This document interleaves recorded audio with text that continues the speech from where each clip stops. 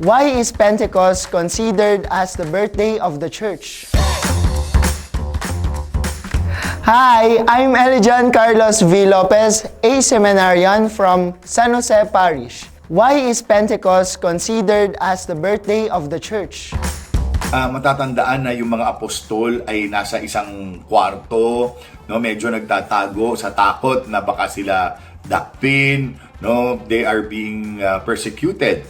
Pero sabi doon biglang bumaba, no, habang nagkakatipon sila, biglang bumaba ang animoy bilang apoy, no, or tongues of fire. Ang Holy Spirit, biglang nagsalita sila sa kanilang lengguwahe o kung ano man yung salita na yun, pero nagkakaintindihan sila.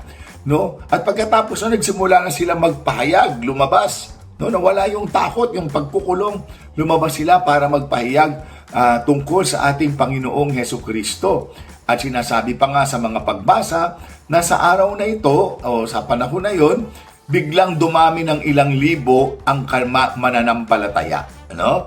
So imagine niyo yung pangyayari na yon, kaya doon nagsimula na lumaganap ang Kristyanismo. Kaya siguro na sinasabing ito ay panibagong kapanganakan, no? Kaya birthday, panibagong buhay ng Kristyanismo nung bumaba ang Espiritu Santo. Siguro kung bibigyan natin ng analogy ba tawag doon o kung ano na parang si Darna, no, pagka ano bang kailangan ni Darna, hiningi niya na yung yung bato, no, pag hiningi niya yung bato, sisigaw siya, pag kinain niya na yung bato, biglang may panibagong lakas. No, kaya sana makita yung bato, no? De joke lang. Yan din ang dulot sa atin ng Holy Spirit, hindi ba? When you pray to the Holy Spirit, may mga panibagong magagandang desisyon ka na ginagawa sa buhay mo, na kaya napakahalaga din ng ating pagdarasal sa Holy Spirit.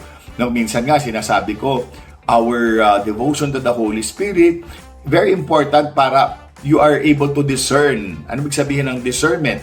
Ibig sabihin, no, namimili ka between two goods, no, between two goods, para ang mas piliin mo, there may be two goods, but between the two goods, only one is good for you.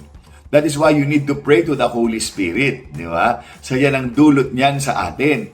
So yun po, no, sa tingin ko tayo din pag nakagawa ng tamang desisyon sa buhay, parang panibagong buhay uli, new birth in us. Ganon din ang nangyari nung unang nung Pentecostes, no, na noong bumaba ang Espiritu Santo, nagkaroon sila ng boldness to proclaim, ng tapang, ng strength, no, para hindi matakot at patuloy na ipalaganap ang mabuting balitang ibinigay na misyon sa kanila ng ating Panginoong Hesukristo.